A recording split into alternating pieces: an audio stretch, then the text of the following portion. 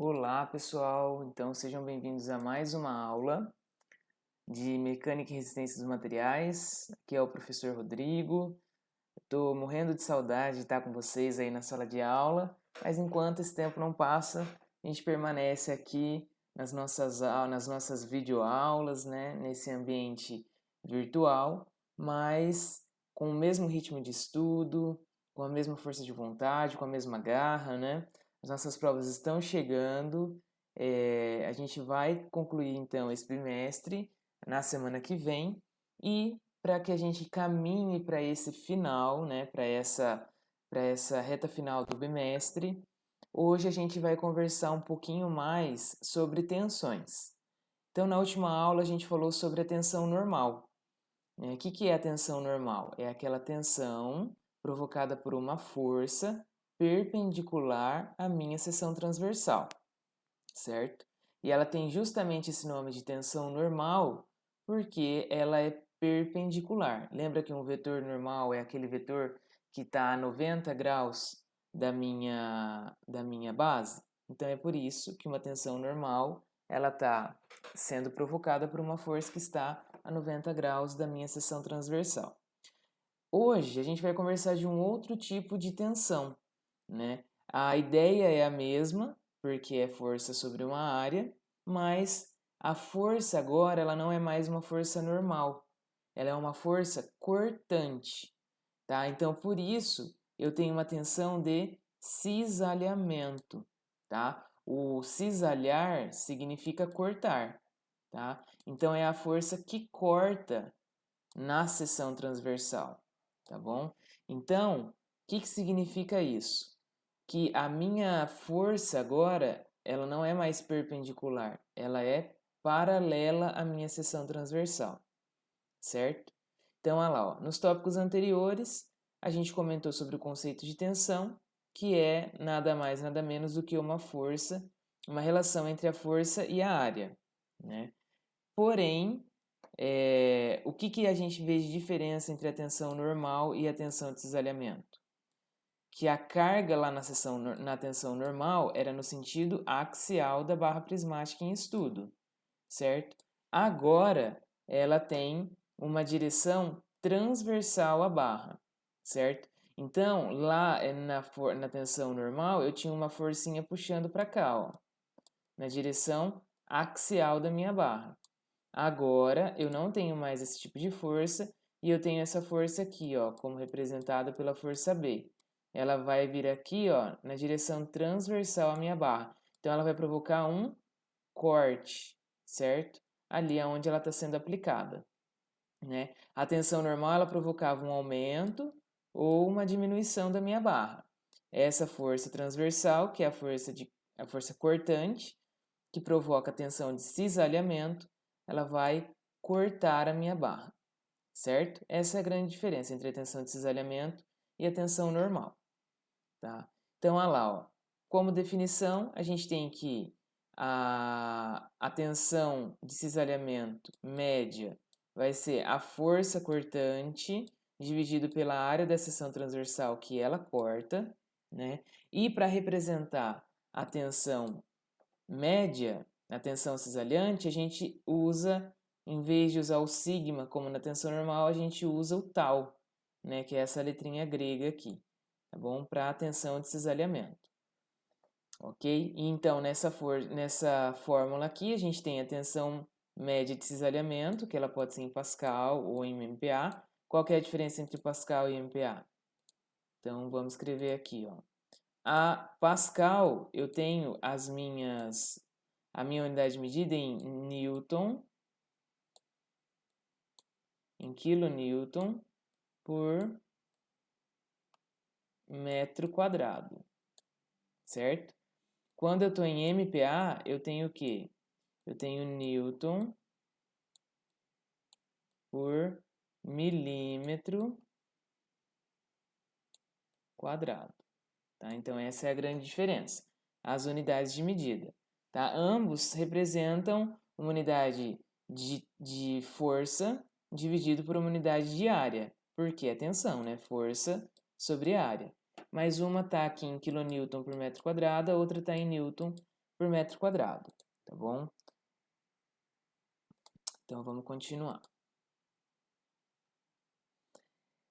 A tensão de cisalhamento, pessoal, ela ocorre normalmente em parafusos, rebites, pinos que ligam as diversas partes das máquinas ou das estruturas da peça.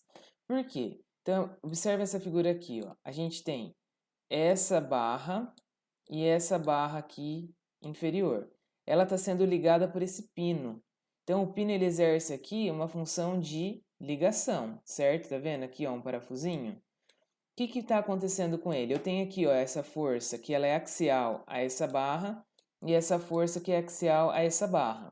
Só que aqui no meio, ó, esse pino ele está sofrendo realmente uma tensão de corte. Então existe uma tendência aqui, se eu puxar para cá e puxar para cá, por mais que esteja em equilíbrio o corpo, existe uma tendência de corte nesse material. Então esses materiais é que sofrem na maioria das vezes esse tipo de tensão, certo? Só que além disso, para nós, aqui na construção civil, onde mais a gente tem a força cortante? Quando a gente tem lá a nossa viga, né, deixa eu voltar até aqui, ó, nessa imagem. Quando a gente tem a nossa viga, a gente tem aqui, ó, o comprimento longitudinal dela, né? Em cima dessa viga aqui, vamos supor que tenha uma parede, tá? Então, o que vai acontecer? Essa parede vai exercer uma força aqui em cima dessa viga.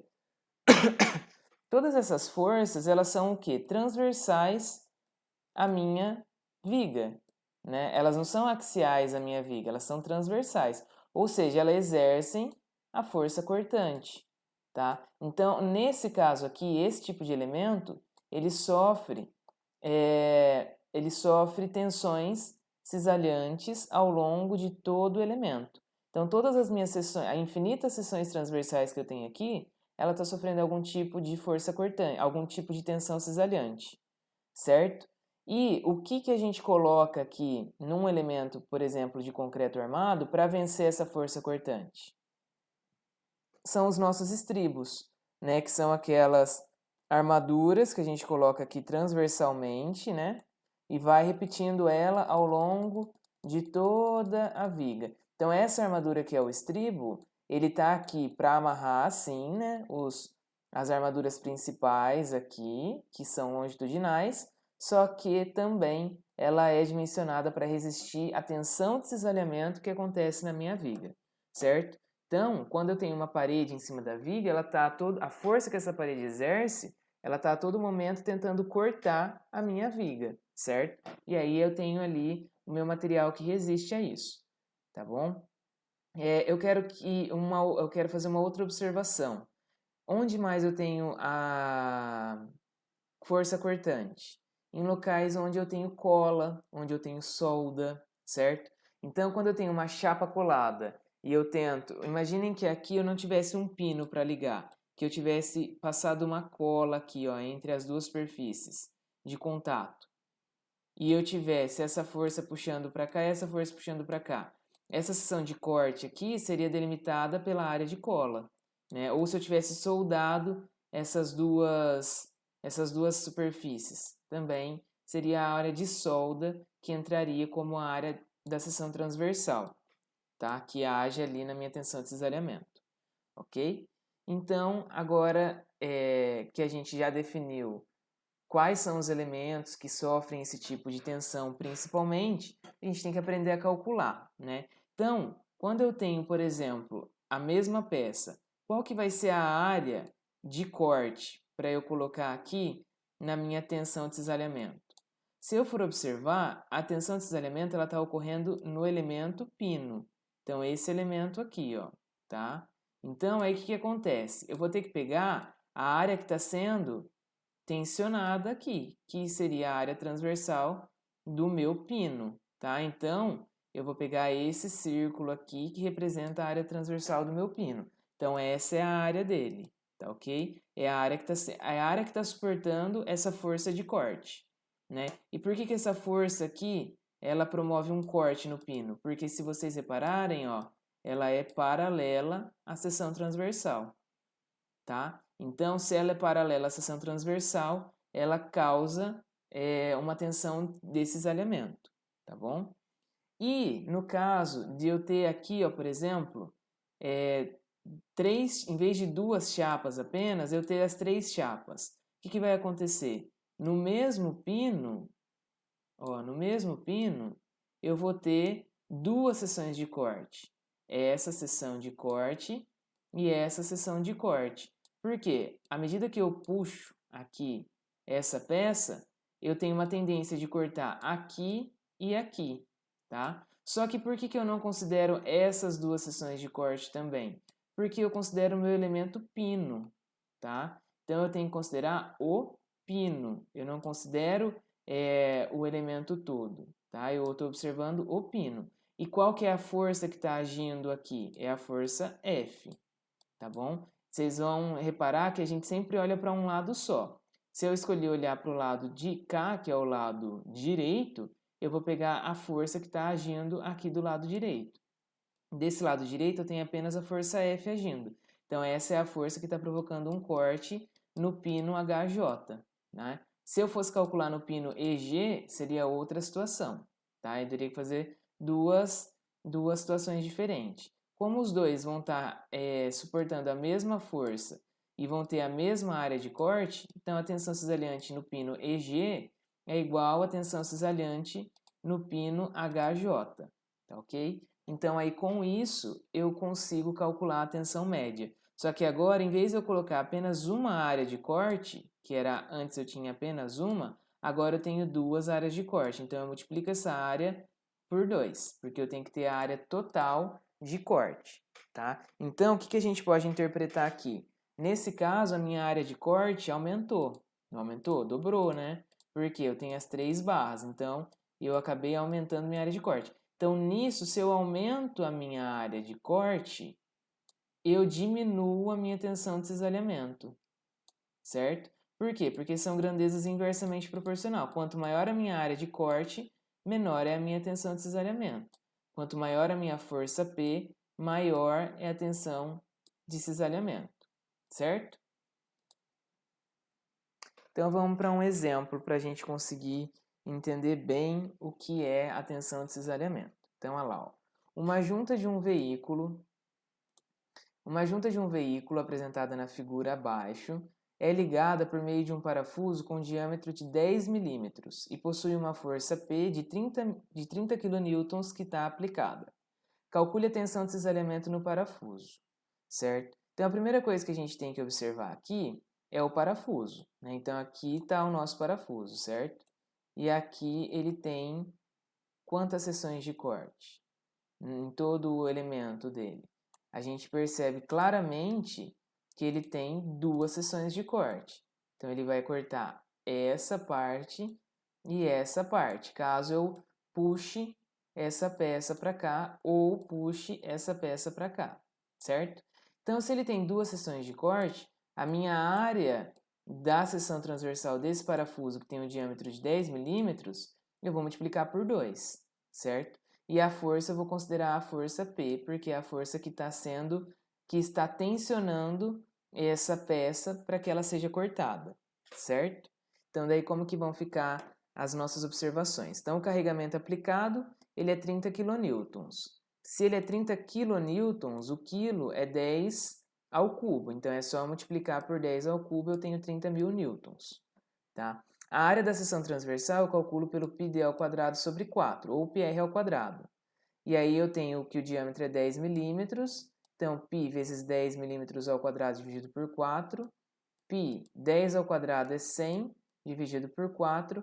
Isso me dá uma área de seção transversal do parafuso de 78,54 milímetros quadrados. Mas é aquilo que a gente já comentou. A gente tem 2 planos de corte, que é esse e esse. Tá? Então, lá na minha fórmula, aqui na área, eu vou ter que colocar 2 vezes a minha área. Tá? Então, a minha tensão de cisalhamento média vai ser P sobre A. Quem que é o meu P? O 30.000 newtons dividido por 2 vezes a área, porque são 2 planos de corte. Com isso, eu tenho um resultado de 190,99 MPa. Tá? Então, essa é a tensão de cisalhamento. Por que MPa? Porque aqui eu estava usando em Newton e aqui eu estava usando em milímetros quadrados. Newton por milímetro quadrado, eu saio em MPa. Se eu tivesse em quilonewton por metro, aí eu teria em Pascal, certo? Só o PA. Mas aí eu teria um número muito maior que isso, e o que acaba sendo inconveniente, porque para nós o MPa ele sempre vai estar muito próximo de valores que são mais fáceis de fazer a leitura, certo? Que significa isso, pessoal? A tensão que está acontecendo de cisalhamento lá no meu parafuso é de 190 MPa. Então, se eu tiver um parafuso que a tensão dele é menor do que 190, o que vai acontecer? Vai romper aquela ligação. Então, com isso, eu vou ter uma estrutura não dimensionada, né? Então, ela não foi corretamente dimensionada. Eu preciso de parafusos que suportem mais do que 191 MPa de tensão, ok? E aí, com isso, eu acabo garantindo uma segurança, certo? Garantindo que aquela ligação não vai se romper. Agora a gente vai fazer um outro exemplo, que é uma ligação com cola, tá? Porque ali a gente tinha um pino. Agora a gente vai fazer um exemplo que é uma ligação por cola, né? Que ela é como se eu tivesse também uma solda, né? Então, uma solda ou uma cola, eu vou ter uma área que não é do material, é uma área da cola do material, certo? Então, olha lá, ó. O exemplo diz o seguinte: os grampos da fileira AB, que é essa fileira aqui, ó, do grampeador, estão colados de modo que a tensão de cisalhamento máxima que a cola pode suportar é de 84 kPa, certo? Então, é uma tensão de cisalhamento relativamente baixa. Determine a força mínima F, então essa força F, que deve ser aplicada ao êmbolo para extrair o grampo da fileira por cisalhamento. As dimensões externas do grampo estão ilustradas na figura, e a espessura do grampo é de 1,25 milímetros. Então, o que acontece? Para eu descolar esse grampinho do grampo que está atrás dele e conseguir grampear a minha folha, o meu documento que eu tiver a fazer, eu preciso de uma força mínima que vá ser acima, que vai ocasionar uma tensão acima dessa tensão de cisalhamento. Então, por isso que ele pede a força mínima. Então, a minha intenção nesse caso é desfazer a ligação, né? Porque eu quero tirar o grampo ali dessa estrutura, certo? Aí ele deu aqui as dimensões. Então, esse grampo ele tem uma altura de 7,5 milímetros e um comprimento total aqui, ó, de 12,5 milímetros. E a espessura dele, em todo o corpinho dele, é 1,25 milímetros. Então, com isso, a gente tem o quê? A tensão de cisalhamento máxima e a área de contato, a área de cola, né? Porque a cola é em todo o corpo, certo? Do grampo. O que falta pra gente? A força mínima. Então, mudou um pouquinho, né? A gente tem, então, que a tensão de cisalhamento é 84 kPa. A gente tem que a espessura dos grampos é 1,25 e a altura dele, a largura dele é 7,5, tá? Aí, pessoal, a gente tem aqui a área, que ela pode ser calculada em milímetros, só que a gente tem uma tensão de cisalhamento que está em kPa e não está em megapascal, né? Ela está em kPa. Então, eu preciso passar ela para megapascal, tá? Então, ela está de kPa para megapascal. Para fazer isso, eu tenho que multiplicar esse 84 por 10 a menos 3, certo? Porque daí eu vou ter 84 MPAs. Então, de kPa para MPa, eu multiplico por 10 a menos 3, certo? Então, olha lá, ó. Eu tenho a minha tensão, que é a força sobre a área. A minha tensão, que era 84, vai ficar 84 vezes 10 a menos 3. Tá? Isso aqui é conversão de unidade de medida, né? Então, eu sei que o K é 1000 e o M é 10 a sexta, né? Ó, então, o K, depois eu quero que vocês façam aí para relembrar. É da mesma forma como a gente sempre fez. O K é 10 ao cubo e o M é 10 à sexta, tá? Então, se eu tenho esse K aqui, eu tenho 10 ao cubo. Se eu quero M, eu tenho que ter 10 à sexta. Então, dessa transformação, me sobra um 10 a menos 3 para que eu possa manter a dimensão desse 84 kPa, estando ele em MPa. Por que que eu quero usar ele em MPa? Para poder usar a força em Newton e a área em milímetro, certo? Eu poderia usar ele em Pascal direto e colocar 84.000 pascais? Poderia, só que daí a minha força eu teria que usar em quilonewton e minha área eu teria que usar em metro, não em milímetro, certo? Mas eu optei aqui por utilizar a medida em MPa. Então, olha lá, 84 vezes 10 a menos 3 é igual a força, que é o que eu quero descobrir, dividido por... Aí eu peguei e dividi o grampo aqui, ó, nessas duas perninhas primeiro. Então, quanto que tem a área dessa perninha? 7,5, que é a altura dela, vezes 1,25, que é a espessura, vezes 2, porque são duas perninhas. E somei com o restante que eu tenho aqui em cima, ó. Só que eu não tenho mais das duas extremidades. Então, de extremidade a extremidade eu tinha 12,5, menos 1,25 da espessura dessa perninha, menos 1,25 da espessura dessa outra perninha, então eu tenho só 10 milímetros de largura. Então, 12,5 menos 2,5, vezes 1,25, que também é a espessura aqui dessa partinha do grampo, tá? Com isso, eu tenho que fazer a multiplicação em cruz, então vai ficar 84 vezes 10 a menos 3, vezes 31,25 milímetros, que é a área do grampo, e com isso eu tenho que a minha força mínima que eu tenho que aplicar nesse êmbolo para que eu tenha um descolamento desse grampo do grampo anterior tem que ser no mínimo de 2,625 newtons, certo? Então aqui já saiu em newtons, por quê? Porque eu trabalhei em MPa, né? E MPa, lembrando, é newton por milímetro quadrado, ok? Pessoal, o que a gente tinha para a aula de hoje era isso, certo? Se ficar alguma dúvida, podem me procurar, tá? Eu respondo vocês lá no fórum e por outros canais de comunicação. Eu gostaria que vocês reassistissem essa aula caso seja necessário, certo? E para completar a nossa aula de hoje, respondam a atividade que está disponível no fórum para vocês, ok? Não deixem de responder, é importante que vocês façam isso para que vocês não acumulem matéria para a prova, certo? A nossa prova vai acontecer daqui 2 semanas, então é bom que vocês já acabam estudando, né? E também, além de valer uma nota na média, a participação no fórum. Pessoal, vamos tomar cuidado para não pegar o material do colega, tá? Qualquer tipo de plágio, a nota vai ser desconsiderada, então tentem fazer, tentem aprender, isso vai ser muito, muito importante para a vida profissional de vocês e também para esse restante da vida acadêmica, certo? Então, um abraço a todos e a gente se encontra lá no fórum.